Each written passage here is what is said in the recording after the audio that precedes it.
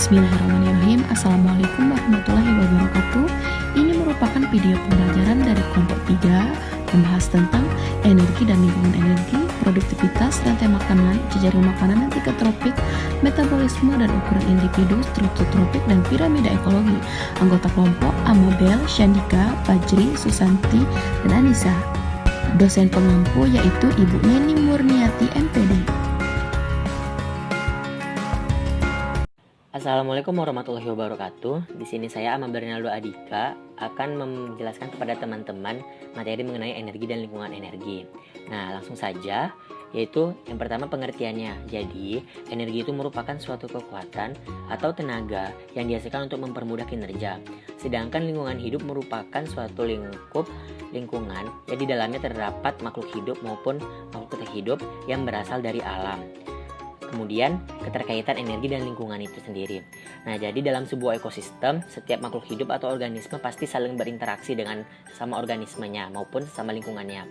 Nah, interaksi tersebut pasti akan menyebabkan terjadinya perpindahan energi dari satu organisme kepada organisme lain. Proses tersebut dikenal dengan istilah aliran energi dalam ekosistem. Kemudian, berkaitan dengan aliran energi dikenal dengan sebutan hukum termodinamika. Nah, jadi hukum termodinamika ini terbagi menjadi dua, yaitu yang pertama dalam hukum termodinamika 1 atau hukum kekalahan energi dikatakan bahwa energi tidak dapat diciptakan atau dimusnahkan dan hanya mengalami transformasi. Sedangkan dalam hukum termodinamika 2 dijelaskan bahwa transformasi energi tidak dapat pernah terjadi secara spontan dan tidak pernah berlangsung secara 100% efisien. Kemudian dalam hukum termodinamika 2 juga dimaksudkan bahwa energi matahari yang dipancarkan ke muka bumi cenderung menjadi energi panas yang keseluruhannya tidak langsung bermakna bagi kehidupan, di mana selebihnya akan dipancarkan dalam bentuk panas di sekitar biosfer. Kemudian kita akan melihat bagaimana ilustrasi sederhana dari aliran energi dalam ekosistem itu. Nah, jadi energi bergerak melalui komunitas suatu ekosistem dalam satu arah tunggal dengan memanfaatkan suatu rantai atau jaring-jaring makanan di mana terdapat yang memakan dan yang dimakan, serta kombinasi dari keduanya.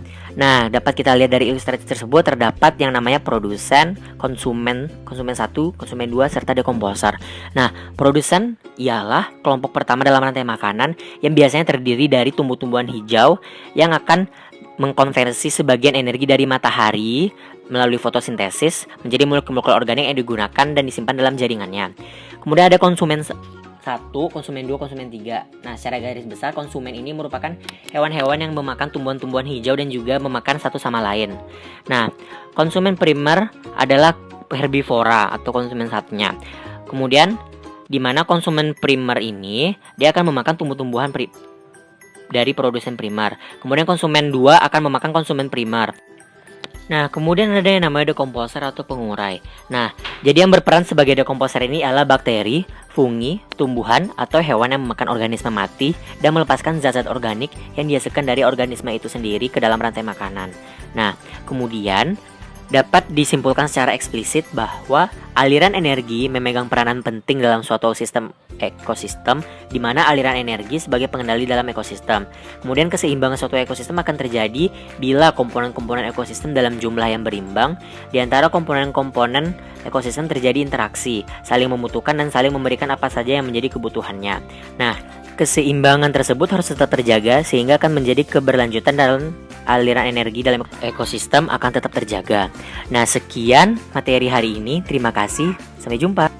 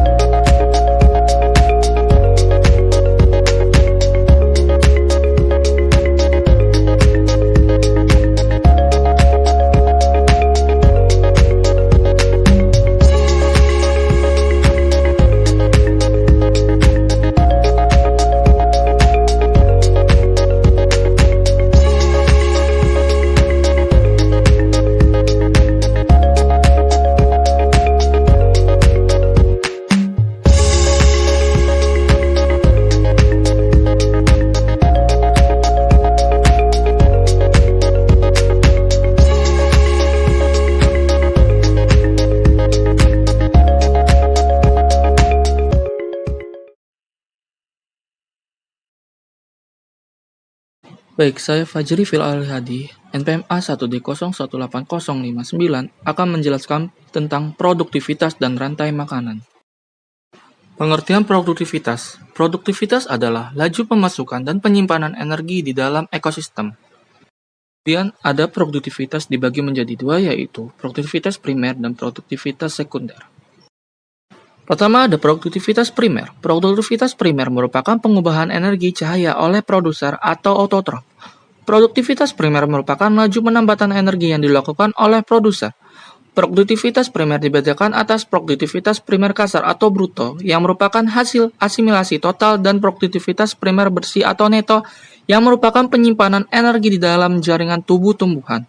Produktivitas primer bersih ini juga adalah produktivitas primer kasar yang dikurangi dengan energi yang digunakan untuk respirasi. Di sini ada metode produktivitas. Pertama adalah metode panen. Metode panen ini cocok untuk suatu ekosistem pertanian. Ekosistem pertanian dimulai dari nol dan dikendalikan sedemikian rupa sehingga hewan-hewan herbivora yang termasuk serangga hama tidak begitu penting peranannya. Kedua ada pengukuran oksigen. Pengukuran oksigen ini berdasarkan persamaan reaksi fotosintesis, maka terdapat ekuivalensi yang pasti antara oksigen dan energi makanan yang dihasilkan. Yang ketiga, metode karbon dioksida. Seperti halnya metode botol gelap dan terang, metode CO2 ini juga berdasarkan reaksi fotosintesis. Metode ini menggunakan pengukuran CO2 yang digunakan untuk proses fotosintesis. Metode ini sangat cocok untuk ekosistem terestrial atau daratan. Yang keempat ada metode pH. Metode ini cocok untuk ekosistem perairan. Dalam ekosistem perairan, pH akan berubah menurut kandungan karbon dioksida di dalamnya. Seperti diketahui, kandungan karbon dioksida dapat berkurang karena fotosintesis dan karena proses respirasi. Kelima ada metode radioaktif. Metode ini menggunakan penuntun radioaktif untuk menentukan produktivitas. Salah satu cara yang paling sering digunakan untuk mengukur produktivitas primer ekosistem perairan adalah menggunakan unsur C14. Metode ini menggunakan botol C14 dalam bentuk karbonat. Kemudian ada yang keenam, yaitu metode klorofil. Metode ini pada dasarnya menggunakan kandungan klorofil dalam komunitas sebagai indeks produktivitas. Mula-mula metode ini digunakan untuk ekosistem perairan, tetapi dalam perkembangannya juga dapat dipergunakan baik untuk ekosistem daratan maupun perairan, terutama lautan. Untuk ekosistem daratan, jumlah klorofil dinyatakan dalam setiap meter persegi, sedangkan untuk ekosistem perairan dinyatakan dalam satuan volume atau liter. Yang kedua ada produktivitas sekunder, produktivitas volume atau liter. Yang kedua ada produktivitas sekunder. Produktivitas sekunder adalah penggunaan energi pada hewan dan mikroba atau heterotrof. Produktivitas sekunder merupakan laju penambatan energi yang dilakukan oleh konsumer. Pada produktivitas sekunder ini, tidak dibedakan atas produktivitas kasar dan bersih. Produktivitas sekunder pada dasarnya adalah asimilasi pada aras atau tingkatan konsumer. Kemudian ada rantai makanan. Rantai makanan atau food chain adalah perpindahan energi makanan dari sumber daya tumbuhan melalui seri organisme atau melalui jenjang makanan. Rantai makanan sering juga disebut sebagai proses makanan dan dimakan oleh suatu seri makhluk hidup. Pada rantai makanan dalam suatu ekosistem, organisme yang ada di dalam ekosistem tersebut dikelompokkan ke dalam beberapa tingkatan. Berdasarkan fungsinya antara lain produsen, konsumen. Konsumen terdapat ada tingkatan, yaitu tingkat 1, 2, 3, dan seterusnya. Atau herbivora, karnivora, tingkat 1, 2, 3, top karnivora. Kemudian ada dekomposer atau mikroorganisme pengurai. Masing-masing kelompok ini mempunyai jarak transfer makanan tertentu dari sumber energi yang masuk ke ekosistem. Kemudian di sini ada gambarnya, produsen, konsumen, dekomposer. Pertama, produsen, tumbuhan rumput yang akan dimakan oleh hewan herbivora, hewan serangga. Kemudian herbivora akan dimakan oleh karnivora 1, hewan katak, kemudian karnivora 2, hewan ular. Yang dimana katak akan dimakan oleh ular dan ular akan mati jika mati akan dimakan oleh dekomposer. Terdapat 3 macam rantai pokok pada rantai makanan. Pertama yaitu rantai pemangsa, di mana dalam rantai pemangsa landasan utamanya adalah tumbuhan hijau sebagai produser.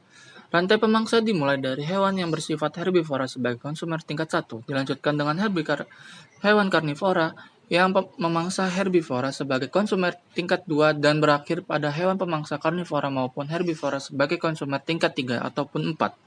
Kemudian ada rantai parasit. Rantai parasit dimulai dari organisme besar hingga organisme yang hidup sebagai parasit. Contohnya organisme parasit antara lain bakteri dan benalu. Yang terakhir ada rantai saprofit. Rantai saprofit dimulai dari organisme mati ke jasad pengurai, misalnya jamur dan bakteri. Rantai di atas tidaklah berdiri sendiri tetapi saling berkaitan satu dengan yang lainnya sehingga membentuk jaring-jaring makanan. Organisme dalam kelompok ekologis yang terlibat dalam rantai makanan digolongkan dalam tingkat-tingkat trofik. Tingkat trofik tersusun dari seluruh organisme pada rantai makanan yang bernomor sama dengan tingkat memakan. Materi selanjutnya akan dijelaskan oleh Syandika Miranda Putri Ahmad. Bismillahirrahmanirrahim. Assalamualaikum warahmatullahi wabarakatuh. Saya Syandika Miranda Putri Ahmad, NPM A1D0180046, kelompok 3, semester 5B, mata kuliah ekologi, Prodi Pendidikan Biologi, FKIP Universitas Bengkulu. Saya akan melanjutkan pemaparan subjudul materi, yaitu tentang metabolisme dan ukuran individu. Jadi, silakan disimak dan dipahami. Nah, metabolisme merupakan suatu proses pembentukan atau penguraian zat di dalam sel yang disertai dengan adanya perubahan energi. Proses-proses ini terjadi di dalam sel makhluk hidup. Proses yang terjadi dapat berupa pembentukan zat atau dapat pula berupa penguraian zat menjadi zat-zat yang lebih sederhana.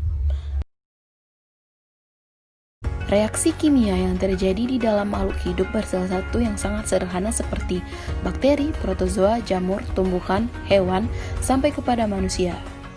Nah, ini merupakan proses metabolisme pada tumbuhan yang melibatkan cahaya matahari diserap oleh tumbuhan dalam bentuk karbon dioksida dikeluarkan menjadi oksigen dan glukosa. Akar, air, mineral juga berperan penting. Nah, ini merupakan metabolisme pada tumbuhan juga. Proses metabolisme melibatkan reaksi-reaksi kimia dengan bantuan bermacam enzim yang berfungsi sebagai katalisator. Reaksi-reaksi kimia tersebut melibatkan aktivitas elektron-elektron yang berperan dalam membentuk suatu gradien elektrolit. Nah, gambar di samping merupakan metabolisme zinc dan manusia dan metabolisme pada tumbuhan. Ukuran individu pada setiap organisme makhluk hidup berbeda-beda. Contohnya pada hewan, berbagai macam spesies, berbagai macam pula ukurannya. Ada juga spesies yang sama, ukurannya berbeda. Begitu juga halnya dengan tumbuhan mulai dari yang kecil hingga ukuran yang besar. Di bawah merupakan perbandingan ukuran individu, ini merupakan contoh pada hewan. Antara gajah, kucing, katak, ayam, dan sapi, tentunya ukuran mereka semua ini berbeda. Ini merupakan salah satu contohnya saja.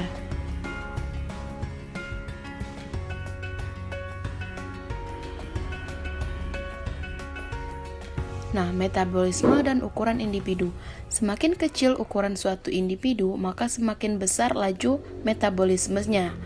Laju hewan berdarah panas lebih besar daripada hewan berdarah dingin. Makin kecil organisme, makin beda metabolisme per gram atau per kalori biomasanya. Metabolisme per gram tumbuh-tumbuhan dan binatang kecil seperti alga, bakteria, dan protozoa lebih besar daripada laju metabolik organisme seperti pohon dan vertebrata.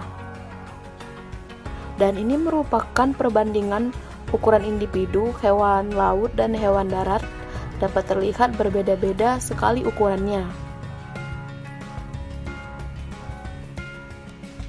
Terima kasih telah menyimak penyampaian dari saya, semoga bisa bermanfaat dan menambah sedikit wawasan. Dan mohon maaf apabila ada kesalahan teori dalam penyampaian materi saya. Wassalamualaikum warahmatullahi wabarakatuh.